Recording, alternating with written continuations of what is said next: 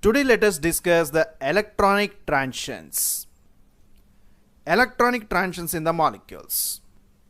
Let us take one structure like this, and this is the ethane. Which type of electrons are present within the ethane? You can see that ethane is having the carbon and hydrogen, and here both of these carbons are attached with the hydrogen. The bond between the carbon and hydrogen is the sigma bond, as well as between the carbon and carbon is again sigma bond. So ethane is mainly having the sigma electrons, so ethane can undergo a sigma to sigma transition. So here sigma is the bonding molecular orbital and sigma asterisk is the anti-bonding molecular orbital. Otherwise sigma is the ground state and sigma asterisk is the excited state. We can also call it as sigma as the HOMO, that is high energy occupied molecular orbital, and sigma asterisk as the LUMO, low energy unoccupied molecular orbital.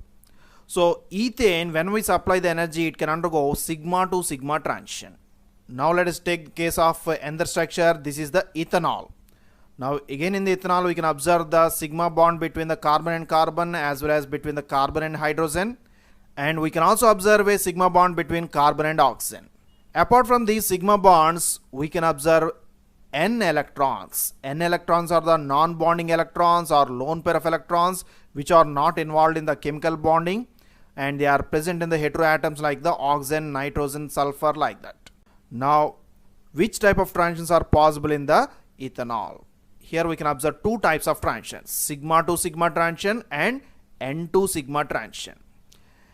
And here you have to remember that for N electrons there is no excited state or no anti-bonding molecular orbital, because N indicates they are non-bonding. So since they are not involved in the bonding, there is no anti-bonding molecular orbital present for the N electrons. So here two types of transitions are sigma to sigma transition and N to sigma transition. Now let us take the case of acetaldehyde. Which type of electrons are present on the acetaldehyde? Again we can observe the sigma electrons between carbon and carbon, as well as carbon and hydrogen, and we can also observe a sigma bond between the carbon and oxygen. And now we can observe a pi bond between the carbon and oxygen, because the aldehyde is having the carbonyl functional group. And apart from these, we can also observe the N electrons on the oxygen. So acetaldehyde is having all types of electrons like the sigma electrons, pi electrons, and N electrons. So which type of transitions are possible in the acetaldehyde? So since it is having three types of electrons, and we can have two types of anti-bonding molecular orbitals like the sigma anti-bonding as well as pi anti-bonding, we can have totally 6 types of transitions. Sigma to sigma transition, sigma to pi transition, similarly pi to pi transition and pi to sigma transition, and finally N to pi transition and N to sigma transition. So theoretically 6 types of transitions are possible for a molecule having all types of electrons like the sigma electrons, pi electrons, and N electrons. But all these transitions are not practically possible, and within the spectroscopy the transition like the sigma to pi transition as well as pi to sigma transition are forbidden. That means they are not allowed, and we can observe only 4 types of transitions like the sigma to sigma, pi to pi, N to pi, and N to sigma. These 4 types of transitions are only possible within the spectroscopy. Now let us go one by one with each type of transition, how they are going to be formed, which type of molecules can produce these 4 types of transitions. Let us start with the sigma to sigma transition.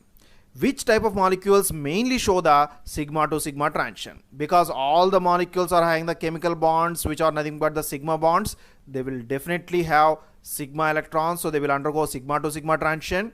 But here our question is that which type of molecules mainly show sigma to sigma transition? So for example, let us take the case of cyclohexane. Cyclohexane is having the only sigma electrons, so it will only give the sigma to sigma transition. Similarly, alkanes like the propane. Propane is also having sigma electrons, so again it gives the sigma to sigma transition. So alkanes and cycloalkanes can only show sigma to sigma transition. These type of transitions are going to fall within the region of less than 200 nanometer, which is called the vacuum UV region. So these compounds like the cyclohexane can be used as a solvents, because they are going to absorb the radiation within the vacuum UV region. Vacuum UV region is the less than 200 nanometer. UV visible region is the 200 to 800 nanometer. So when this compound is going to absorb less than 200, it will not interfere with the study. So it can be used as a solvent in the UV visible spectroscopy. So cyclohexane can be used as a solvent within the UV visible spectroscopy. Now let us go with the second type of transition, pi to pi transition. Again, which type of molecules mainly show pi to pi transition? In order to show the pi to pi transition, a molecule should have pi electron. So which type of molecules mainly having pi electrons? So let us take the case like alkenes like ethene, which is having mainly sigma electrons as well as pi electrons. So apart from sigma to sigma transition, it mainly shows pi to pi transition. Similarly, 1,3-butadiene, which is having the 2 pi bonds, and benzene, which is having the 3 pi bonds, and some of these conjugated polyene systems which are having the multiple pi bonds. All these can undergo pi to pi transition. And these pi to pi transitions are mainly responsible for absorption of the radiation within the UV visible region, with the exception of ethene, which is having the lambda max of 175 nanometer. All these transitions are going to fall above 200 nanometer. That's why these types of conjugated systems are responsible for the absorption of the color within the visible region. So here the compounds which are undergoing the pi to pi transition will mainly act as chromophores. Chromophores are the groups which are responsible for the absorption of the radiation within the UV visible region. And extended conjugation always produce a bathochromic shift, thereby they increase the capacity of the chromophore. Now let us see how this pi to pi transition is going to be produced. In the previous video already we have discussed this.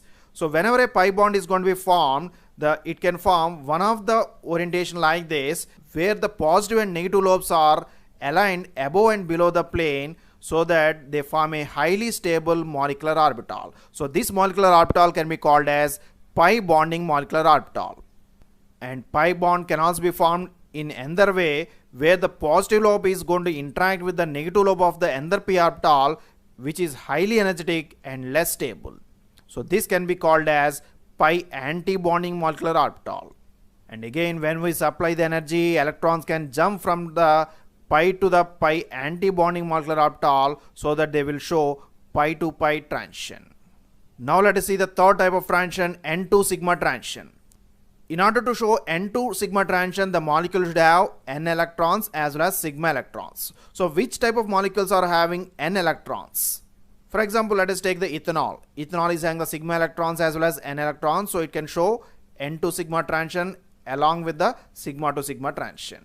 Similarly, the amines like the ethanamine again can show the N2 sigma transition, and ethers can also show the N2 sigma transition. So if any molecule is having an heteroatom attached with a single bond, it can show the N2 sigma transition. Again, these transitions requires high energy, and they are going to fall within the region of less than 200 nanometer. So the compounds showing N2 sigma transition can also be used as solvents in the UV visible spectroscopy. So N2 sigma transition is going to fall within the region of less than 200 nanometer, but sometimes these compounds can show the end absorption, where they can absorb around 205 nanometer, 210 nanometer, and we have to select a solvent based on its end absorption. And fourth type of transition is the N2 pi transition. So in order to show a N2 pi transition, the molecule should have N electrons as well as pi electrons. So compounds like acetaldehyde. Now the acetaldehyde is having all types of electrons like the sigma, pi and N electrons. So it can show the N2 pi transition. Similarly, the acetic acid again having the pi electrons and N electrons. Similarly, acetonitrile. So in this way, all the carbonyl compounds like aldehydes, ketones, acids, acid derivatives can show the N2 pi transition. But when the molecule shows the N2 pi transition, they can also undergo pi to pi transition. So N2 pi transition is observed along with the pi to pi transition in these molecules. Now let us see which transition requires more energy. In order to study this, we have to see the energy diagram of the different types of molecular orbitals. So sigma bonding molecular orbitals are more stable, so they are less energetic. Then we can see the pi bonding molecular orbitals, and then the N electrons which are non-bonding.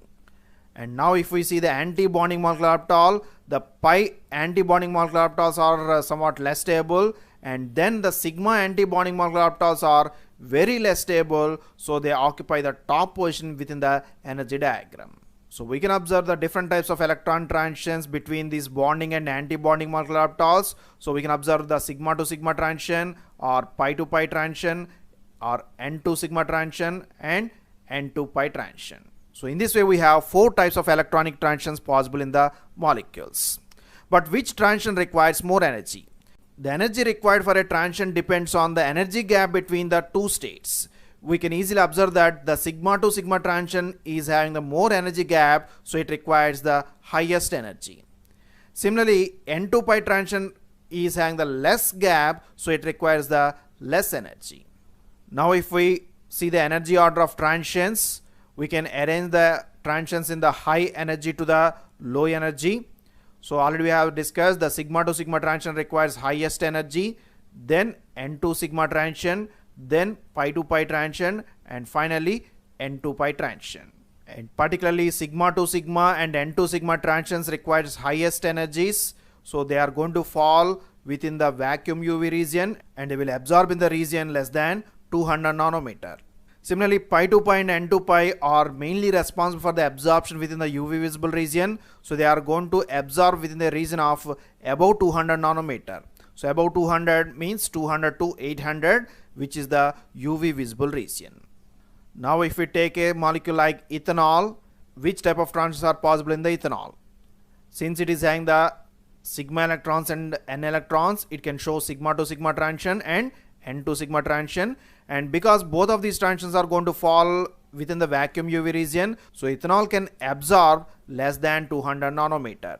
Similarly, if you take another compound like the acetaldehyde, in the acetaldehyde we can observe all types of electrons, so it can undergo all types of transitions. Along with the sigma to sigma and n to sigma, it can also undergo pi to pi and n to pi transitions. So acetaldehyde will absorb within a region of above 200 nanometer because it shows the pi to pi as well as n to pi transitions. In this way, molecules can show 4 types of electronic transitions: sigma to sigma, n to sigma, pi to pi, and n to pi. The first 2 transitions are going to fall within the vacuum UV region, and the last 2 transitions are going to fall within the UV visible region. So that's for today. If you like this video, please subscribe to our channel, click the bell icon, and share this video with your friends, which encourages us to create more interesting videos. Thank you for watching this video.